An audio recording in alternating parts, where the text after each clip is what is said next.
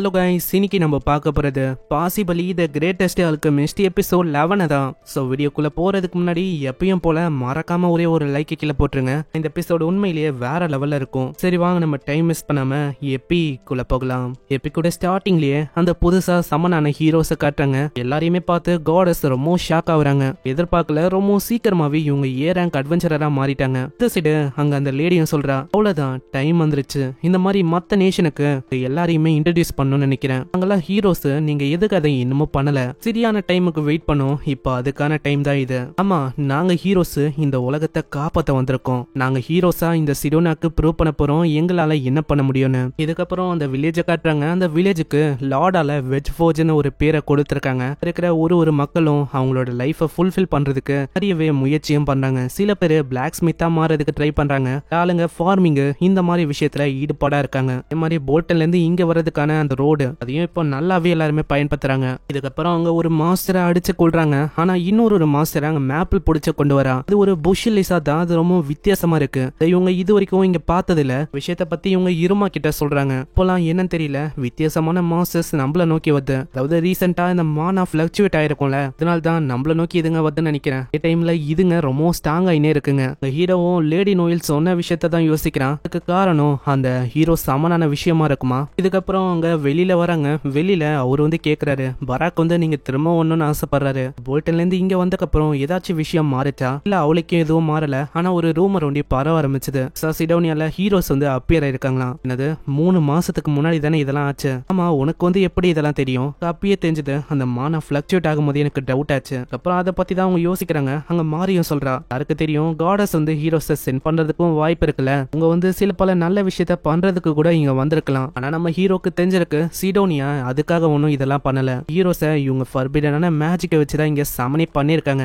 மாதிரி சொன்ன மாதிரி அவங்க நல்ல பீப்புள்ஸா இருந்தா நல்லா இருக்கும். சிடோனியாவோட ஹீரோஸா இருக்கிற நீங்க வந்து விஷயங்களை இப்ப ஆரம்பிக்கலாம். அவங்களும் ஒத்துக்கிறாங்க. அங்க லூலுன்னு ஒரு பொண்ணு இருக்கா. அவளை அவங்க பயங்கரமா கத்தி விடுறாங்க. ஏன்னா அவ இவங்க கூட வரலாம், ஆனா ஒரு ஸ்லேவாவா. அந்த பொண்ணை எப்பயுமே உம்முன்னு இருப்பால ஒரு பொண்ணு, அவ வந்து காப்பாத்துறா. நேட்டோட பிளெஸிங்ஸ் வந்து இவங்களுக்கு இருக்கும்னு அவரு சொல்றாரு. இந்த சைடு ஹீரோக்கும் தெரிய வருது. அதாவது இப்போ சமனானவங்க 2 பசங்க ஒரு பொண்ணா. இந்த 2 பசங்களோட முடியும் கருப்பா இருக்கு, அவங்களோட கண்ணும் கருப்பா இருக்கான். ஏன் நம்ம ஹீரோக்கு தெரிஞ்சு போயிட்டு அவங்க 2 பேரும் ஜப்பான்ல இருந்து வந்திருக்காங்கன்னு. அதாவது நம்ம ஹீரோ மாதிரியே தான். அதுக்குள்ளேயே அவரு சொல்றாரு, இது எல்லாமே ஒரு ஃபால்ஸான ரூமரா எனக்கு தெரியல. என்ன விஷயம்னா, பெப்பே கூட கம்பெனி வந்து சொல்லியிருக்கு, நீங்க தான் எஸ்கோர்ட் பண்றதுக்கு போகணுமா. இதுக்கு அவங்களும் ஒத்துக்கிறாங்க. நெக்ஸ்ட் சீன்ல இதை வந்து வீட்டுல சொல்ல மணியும் சொல்றான், ஆனும் அங்க வரலாமா? ஏன்னா நீங்க எல்லாம் போயிட்டா தனியா இங்க இருக்கிறது ரொம்ப லோன்லி எனக்கு ஃபீல் ஆகும், அதனால நான் வரலாமா? மரியாவும் சொல்றான், ஆமா அவளுக்கு தனியா ஃபீல் ஆகும்ல, அதனால அவ வரட்டுமே. இதே மாதிரி சோஃபியாவும் சொல்ல, இதனால வேற வழியே இல்ல, சரி என்னால எத்து மேஜிக் எல்லாம் யூஸ் பண்ண முடியும், நான் வரனே.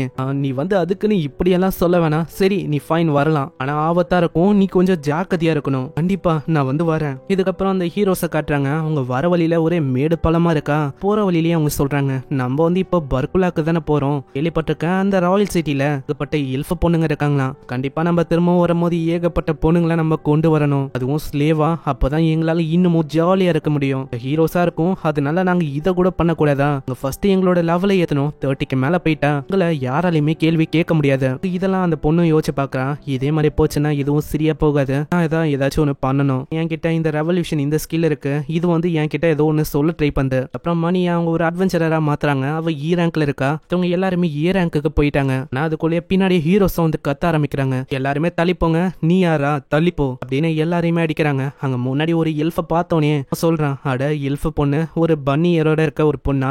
2 பேருமே எனக்கு வேணும். ஆமா, இவங்களை எவ்வளவுக்கு நீ விக்கிற? 2 பேரையும் நான் வந்து வாங்கிக்கலான்னு இருக்கேன். நான் வந்து ஒரு ஹீரோ, 2 பேரையும் ஸ்லேவா கொண்டு போக ஆசைப்படுறேன். அப்படியெல்லாம் நல்லா பண்ண முடியாது, மரியாதையா ஓடி போயிடுங்க. என்ன சொன்ன, நாங்க ஹீரோஸ், அப்படிலாம் நீ சொல்லக்கூடாது. சோஃபியாவும் மணியும் சொல்றாங்க. சோஃபியாவும் சொல்றான், நீங்க நினைக்கிற மாதிரி நாங்க ஒன்னும் மாஸ்டர் விட்டு அப்படியே போக போதில்ல, அதேதான் இங்கேயும். கேட்டோனே அப்படியே தாக்க வரான். ஆனா தாக்கமே அவனோட டீகம்போஷன் இதை யூஸ் பண்ணி அந்த சோட ஒண்ணுமே இல்லாம ஆக்கிறான். எப்படி என்னோட ஓலி சோட எப்படி நீ அழிச்ச?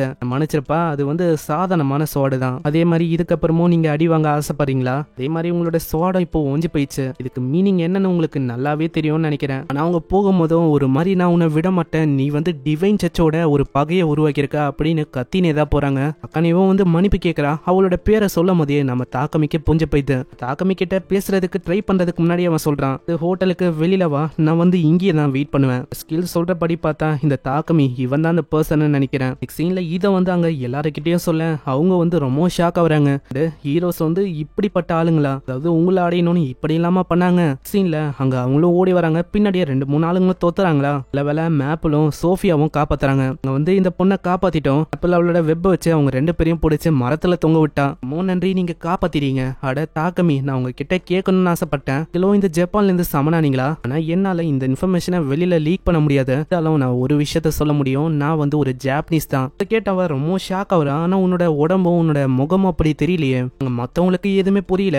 இப்பதான் அவன் விஷயத்தையே விளக்குறான். அவனும் இதை உங்க கிட்ட இருந்து மறைக்கணும் அப்படின்னுக்காக நான் இதை பண்ணல. இப்ப சொல்ற விஷயத்த நம்மளுக்குள்ளேயே வச்சுக்கோங்க. நான் வந்து ஹீரோஸோட உலகத்துல இருந்து தான் வந்திருக்கேன். அப்போனா நீங்களும் அதே உலகத்துல இருந்து தான் வந்தீங்களா? ஆமா, அதே தான். அப்போனா சிம்பிளா சொன்னா நோயில் அனுப்புன தூதுவரே நீங்க தான் நினைக்கிறேன். ஆமா, இந்த ஹீரோஸுக்கும் எனக்கும் ஏதோ ஒரு விஷயம் லிங்க் இருக்கு. இந்த சைடு அவங்களுக்கும் இந்த விஷயம் தெரிய வருதா, அந்த ஸ்லேவும் அனைவரும் தப்பிச்சிட்டாங்கன்னு. இதனால அவங்க ரொம்ப கோவம் ஆகுறாங்க. இந்த சைடு இப்பதான் நம்ம தாக்கமியே சொல்றான், நான் வந்து அந்த உலகத்துல இருந்து வந்தவன் தான். இந்த உலகத்துல நான் வந்து ஒரு அமைதியான வாழ்க்கைய வாழ ஆசைப்படுறேன், ஒரு ப்ரொடியூசரா. ஆனா இப்போ இந்த ஹீரோஸ் வந்தனால இது வந்து கண்டிப்பா ஒரு பிரச்சனையா இருக்கும். இந்த மேஜிக் சர்க்கிள்னால மானா வந்து பயங்கரமா பிளக்சுவேட் ஆச்சு. அதே மாதிரி இப்போ ஹீரோஸோட பிளான் என்னன்னா பாரிடணும், அதுவும் மத்த நேஷன் கூட. ஆனா அப்படி அவங்களாலேயே தொடர்ந்து வார்ஸ் பண்ண முடியாது. இல்ல, அவங்க வந்து இந்த மக்களை வச்சு ஸ்ப்ரெட் பண்றதுக்கு வாய்ப்பு இருக்கு. உங்களால பிரச்சனை வந்து இன்னமும் அதிகமாகும் நினைக்கிறேன். மன்னிச்சிருங்க, உங்களையும் நான் இதுல இன்வால்வ் ஆக்கிட்டேன். பரவாயில்ல, இருக்கட்டும். ஆனா அவங்க 2 பேரும் எதுக்கு இப்படி வியர்டா ஆக்ட் பண்ணாங்க?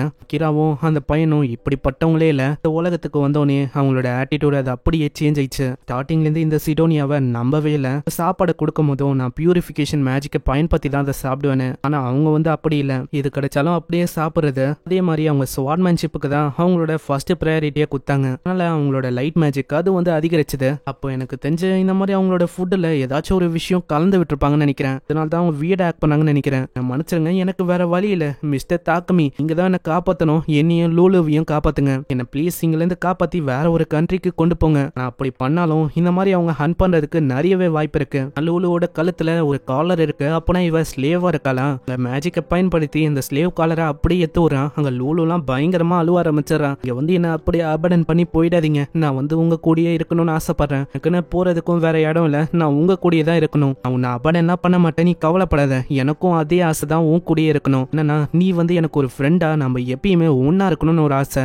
அப்படின்னா நம்ம மேன்ஷனுக்கு ஃபர்ஸ்ட் போகலாம். இல்ல, எங்களால உங்களுக்கு ஆல்ரெடி நிறையவே பிரச்சனை வந்திருக்கு. இதுக்கு மேலேயோ பிரச்சனையை கொடுக்க நாங்க ஆசைப்படல. இல்ல பாத்துக்கலாம், என்னால அப்படியே உங்களை அபடனும் பண்ண முடியாது. அப்புறம் அங்க வந்து ஃபுட்டை கொடுக்க அதை பார்த்து அவர் ரொம்ப ஷாக் ஆகுறான். நானும் இப்படிதான் ஃபர்ஸ்ட் இந்த உலகத்துக்கு வந்தோடனே மில்க் சீஸ் எல்லாம் பார்த்து ஷாக் ஆனேன். அதே மாதிரி தான் இப்ப நீயும் ஆனியே. இதை சாப்பிட்டு பார்த்தா அது அவ்வளோ டேஸ்டா இருக்கு. அவளோட கண்ணுல இருந்து கண்ணீரா வருது. எதிர்பார்க்கல இந்த மாதிரி ருசியான விஷயத்த நான் திரும்பவும் சாப்பிட முடியும்னு. இதுக்கப்புறம் ஏதோ ஒரு மாணவோ அங்க நோக்கி வருது. இதை பார்த்து அவங்க ரொம்ப ஷாக் ஆகுறாங்க. இந்த சைடு தாக்கமியும் சொல்றான், இதை பத்தி நான் மேஜஸ்டி கிட்ட சொல்லணும். அவங்க 2 பேரும் இங்க இருக்கிறது ஒரு சேஃபான விஷயம் தான் இப்போதைக்கு. நீ வந்து என்ன பண்ண, எல்லாரையுமே இங்க வர சொல்லு. அங்க எல்லாருமே வந்தோடனே ஒரு விஷயத்த சொல்றான், நான் வந்து இப்போதைக்கு உங்களோட கான்ட்ராக்டை டிசால்வ் பண்ணலான்னு இருக்கேன். கேட்ட அவங்க ஷாக் ஆகுறாங்க. என்ன தாக்கமி, நீங்க திரும்பவும் இப்படி சொல்றீங்க? இல்ல, அதுக்கு ஒரு காரணம் இருக்கு. இதுக்கப்புறம் நான் தான் இந்த பிரச்சனைக்கு ஒரு சென்டரா இருக்க போறேன். இதுல நான் வந்து உங்களை இன்வால்வ் பண்றதுக்கு ஆசைப்படல. டிஃப்ரெண்டான வழியில நீங்க வந்து எனக்கு ஹெல்ப் பண்ணும். நீங்க வந்து என்னோட ப்ரெஷியஸான ஃப்ரெண்ட்ஸா இருக்கீங்க. ஃப்ரெண்ட்ஸுக்கும் மேல நீங்க தான் எனக்கு ஃபேமிலி மாதிரி. நம்ம சோஃபியா மத்தவங்கள மீட் பண்ணி 1 வருஷம் ஆச்சு. அவன் மீட் பண்ணி ஒரு 3 மாசம் இருக்கும். இப்ப நம்மளுக்கு இடையில ஒரு நல்ல பாண்டிங் இருக்கு. நான் என்ன ஆசைப்படுறேன்னா, நீங்க வந்து ஒரு ஃபேமிலியா, அதாவது ஒரு பார்ட்னரா எனக்கு சப்போர்ட் பண்ணணும். இதுக்கப்புறம் எல்லாரோட கான்ட்ராக்டையும் அவங்க ரிமூவ் பண்ண போகிறான். ஆனா அவன் மந்தே போயிடறான். மணி கூட அவன் கான்ட்ராக்டே போடல. எல்லாரோட கான்ட்ராக்டையும் ரிமூவ் பண்ணக்கு அப்புறம் விஷயத்தை அவன் கண்டினியூ பண்றான். திடீர்னு ஒரு அலர்ட் வந்து அவனுக்கு வருது. புதுசா இவன் வந்து ஒரு வில்லேஜை கிரியேட் பண்ணிருப்பான்ல, அங்க வந்து ஏதோ ஒரு பெரிய ஆபத்தான். அது என்னது, என்ன விஷயம், எல்லாத்தையுமே நம்ம நெக்ஸ்ட் எபிசோட்ல பார்க்கலாம். இந்த வீடியோக்கு மறக்காம ஒரே ஒரு லைக் போட்டுருங்க. சென்டா ரொம்ப டவுனா இருக்கு. அதே மாதிரி மான்வாவை வந்து ஸ்டாப் பண்ணலான்னு இருக்கேன். உழைக்கும் பெருசா வியூஸ் வந்து போகல. அனிமேவை நம்ம நிறையவே பார்க்கலாம். ஸோ இதே மாதிரி லைக் ஒண்டி போடுங்க. நான் இன்னமும் நிறையவே அனிமேஸா கொண்டு வரேன். நம்ம சேனலுக்கு இது வரைக்கும் நீங்க சப்ஸ்கிரைப் பண்ணலையா? சப்ஸ்கிரைப் பண்ணிக்கோங்க. நான் உங்களை நெக்ஸ்ட் எபிசோட்ல சந்திக்கிறேன். தேங்க்யூ ஃபார் வாட்சிங். சயனரா.